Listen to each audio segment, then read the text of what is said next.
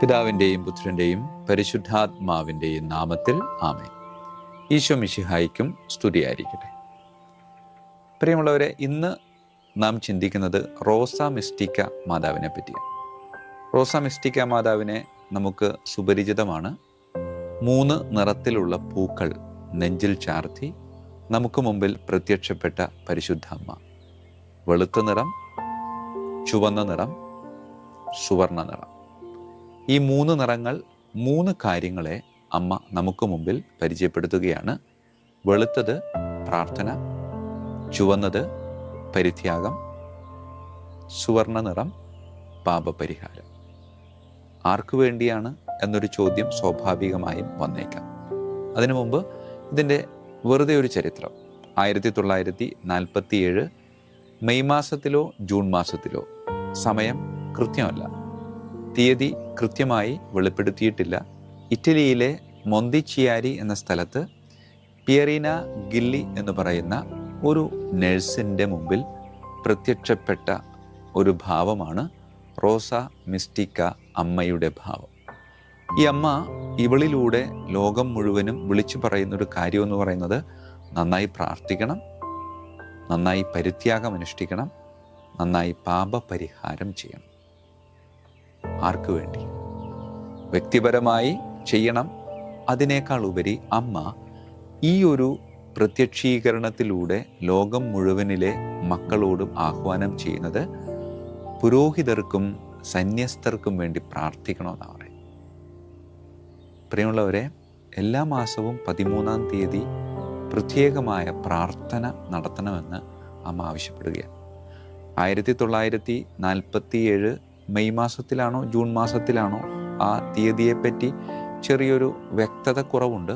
പക്ഷേ രണ്ടാമത്തെ പ്രത്യക്ഷപ്പെടൽ 1947 ജൂലൈ മാസം 13-ാം തീയതിയായിരുന്നു.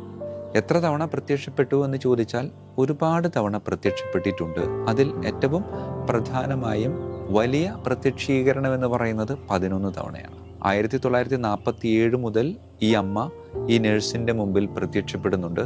അതിനുശേഷം 1947 കഴിഞ്ഞ് പിന്നെ കുറച്ച് നാളത്തേക്ക് അമ്മ പ്രത്യക്ഷപ്പെട്ടില്ല. പിന്നെ മൊന്തിച്ചിയാര എന്ന സ്ഥലത്തിന് തൊട്ടടുത്തുള്ള ഫോർട്ടെല്ലെ എന്ന് പറയുന്ന സ്ഥലത്ത് 66 വീണ്ടും പ്രത്യക്ഷപ്പെടുന്നുണ്ട്. പ്രിയമുള്ളവരെ, ഈ പ്രത്യക്ഷപ്പെടലിലൂടെ അമ്മ ഈ മകളിലൂടെ ലോകത്തിനോട് വിളിച്ചു പറയാൻ ആഗ്രഹിക്കുന്ന ഒരു കാര്യം എന്ന് പറയുന്നത് 2 ദിവസങ്ങളെന്ന് പറയുമ്പോൾ എല്ലാ മാസത്തിലെയും 13-ാം തീയതിയും പരിശുദ്ധ അമ്മയുടെ അമലോത്ഭവ തിരുനാളായ ഡിസംബർ 8-ാം തീയതി ഉച്ചയ്ക്ക് 12 മണിക്കും നിങ്ങൾ പ്രത്യേകമായി ലോകം മുഴുവനിലുമുള്ള വൈദികർക്ക് വേണ്ടിയും സന്യസ്തർക്ക് വേണ്ടിയും പ്രാർത്ഥിക്കണമെന്നാണ് പറയുന്നത്. ഈ 13-ാം തീയതി അമ്മ തിരഞ്ഞെടുത്തത് എന്തുകൊണ്ടായിരിക്കാം എന്നൊരു ചിന്ത ഉള്ളിലേക്ക് വന്നപ്പോൾ 12+1 അപ്പസ്തോലന്മാരും ഈശോയും, ഈ 13 പേരും ഒരുമിച്ച്, അതായത് അപ്പോസ്തലന്മാർ സഭയെ പ്രതിനിധാനം ചെയ്യുന്നു, ഈശോനാഥൻ സഭയുടെ കാണപ്പെടാത്ത തലവനായി നിലനിൽക്കുന്നു. ഈ 13-ാം തീയതി എന്തുകൊണ്ട് തെരഞ്ഞെടുത്തു എന്ന് ചോദിച്ചാൽ അതിന് കൊടുക്കാവുന്ന ഒരു മറുപടി എന്ന് പറയുന്നത് 12+1 അപ്പോസ്തലന്മാരും ഈശോയും. ശരിക്കും ആ 12 പേരിൽ യൂദാസ് ഉൾപ്പെട്ടതായിരുന്നു. പക്ഷേ യൂദാസ് തൻ്റെതായ ചില കൊള്ളരുതായ്മകളിലൂടെ ആ വലിയ പദവി നഷ്ടപ്പെടുത്തിയെന്നാണ് പറയുന്നത്. എന്നിട്ട് വേറൊരാളെ അവിടെ ചേർത്ത് വയ്ക്കുന്നുണ്ട്. അപ്പോൾ ഒരാൾ നഷ്ടപ്പെട്ടു പോയതിൻ്റെ ദുഃഖം അതിൻ്റെ ഉള്ളിലുണ്ട്. പൗരോഹിത്യത്തിൽ നിന്നും സന്യസ്ത ജീവിതത്തിൽ നിന്നുമൊക്കെ വിട്ടുപോകാൻ സാധ്യതയുള്ള, അല്ലെങ്കിൽ വിട്ടുപോയിക്കൊണ്ടിരിക്കുന്ന അനേകം മക്കൾക്കു വേണ്ടി, അനേകം സമർപ്പിതർക്കു വേണ്ടി ലോകം മുഴുവനിലുമുള്ള നിങ്ങൾ പ്രാർത്ഥിക്കണമെന്ന് അമ്മ ഇന്നേ ദിനം നമ്മളോട് ആഹ്വാനം ചെയ്യുകയാണ്. അതിനാൽ പ്രിയമുള്ളവരെ, സമർപ്പിതരെ സമർപ്പിച്ച് പ്രാർത്ഥിക്കണമെന്ന് അമ്മ, ഈ റോസ മിസ്റ്റിക്ക അമ്മ നമ്മളോട് ഓരോരുത്തരോടും ആഹ്വാനം ചെയ്യുക. ആയതിനാൽ ഏറ്റെടുക്കാൻ നമുക്ക് പുരോഹിതരെ, സന്യസ്തരെ, വിളിച്ചവനോടുള്ള വിശ്വസ്തത പാലിച്ച് മരണം വരെ ജീവിക്കാനുള്ള കൃപ ഇവർക്ക് നൽകണമേ എന്ന് നമുക്ക് പ്രാർത്ഥിക്കാം. പ്രിയമുള്ളവരെ, എപ്പോഴാണ് പ്രാർത്ഥിക്കേണ്ടതെന്ന് ചോദിച്ചാൽ, പുരോഹിതർക്ക് വേണ്ടി, സമർപ്പിതർക്ക് വേണ്ടി പ്രാർത്ഥിക്കുന്ന ഏറ്റവും നല്ല സമയം ഞാൻ വിശ്വസിക്കുന്നത് കുർബാനയുടെ ഇടയിൽ അപ്പവും വീഞ്ഞും ഒരുമിച്ചുയർത്തി ക്രിസ്തുവിലൂടെ, ക്രിസ്തുവിനോടു കൂടെ, ക്രിസ്തുവിൽ തന്നെ എന്ന് വൈദികൻ പ്രാർത്ഥിക്കുമ്പോൾ ആ സമയത്ത് പരിചയമുള്ള എല്ലാവരെയും ഓർത്ത് പ്രാർത്ഥിക്കണം.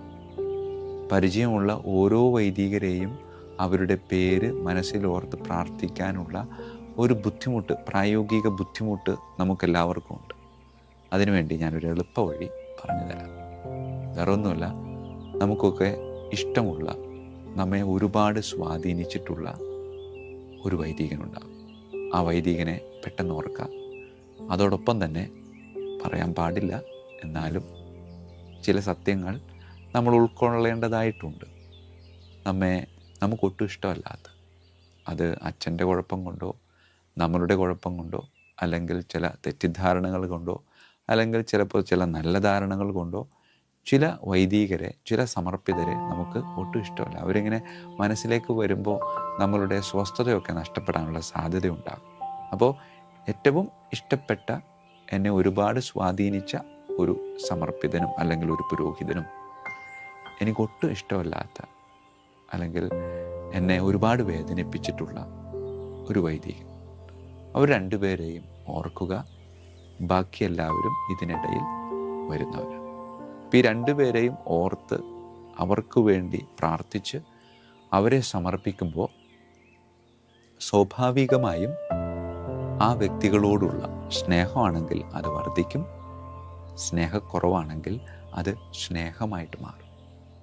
അങ്ങനെ പുരോഹിതരെയും സമർപ്പിതരെയും പരിശുദ്ധ ബലിപീഠത്തിൽ സമർപ്പിച്ചുകൊണ്ട്, കർത്താവെ, നേരത്തെ സൂചിപ്പിച്ചതുപോലെ വിളിച്ചവനോടുള്ള വിശ്വസ്തത കളയാതെ എന്നും വിശുദ്ധിയിൽ ജീവിക്കാൻ അവരെ അനുഗ്രഹിക്കണമേ എന്ന പ്രാർത്ഥന നമുക്ക് അവർക്ക് വേണ്ടി സമർപ്പിക്കാം. കരങ്ങൾ കൂപ്പാം, കണ്ണുകളടക്കാം. കാരുണ്യവാനായ കർത്താവെ, എൻ്റെ ജീവിതത്തിൽ, എൻ്റെ കുടുംബത്തിലെ ഓരോ വ്യക്തികളുടെയും ജീവിതത്തിൽ ജനനം മുതൽ മരണം വരെ ഒരുപാട് വൈദികർ നേരിട്ടുമല്ലാതെയും ആശ്വാസവും സമാധാനവും അനുഗ്രഹവുമായിട്ടൊക്കെ കടന്നു വന്നിട്ടുണ്ട്, ഇനിയും കടന്നു വരാനുണ്ട്.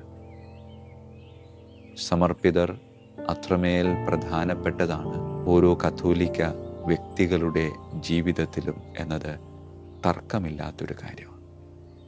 കാരുണ്യവാനായ കർത്താവെ, ഞാനിതാ സമർപ്പിക്കുകയാണ് എൻ്റെ ജീവിതത്തിൽ എന്നെ വലുതായും ചെറുതായും ഒക്കെ സ്വാധീനിച്ചിട്ടുള്ള എല്ലാ വൈദികരെയും, എല്ലാ സമർപ്പിതരെയും. കാരുണ്യവാനായ കർത്താവെ, ഞാൻ എൻ്റെ ജനനം മുതൽ ഇന്ന് ഈ നിമിഷം വരെ കണ്ടുമുട്ടിയിട്ടുള്ള എല്ലാ വൈദികരെയും അങ്ങയുടെ തിരുഹൃദയത്തോട് ചേർത്ത് വയ്ക്കുക.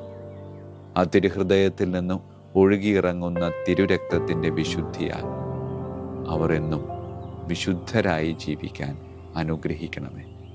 കർത്താവായ ക്രിസ്തു വഴി ഞങ്ങൾ സമർപ്പിക്കുന്ന പ്രാർത്ഥന കേട്ടരുളണമേ. ആമേൻ. ഈശോ മിശിഹായ്ക്കും സ്തുതിയായിരിക്കും.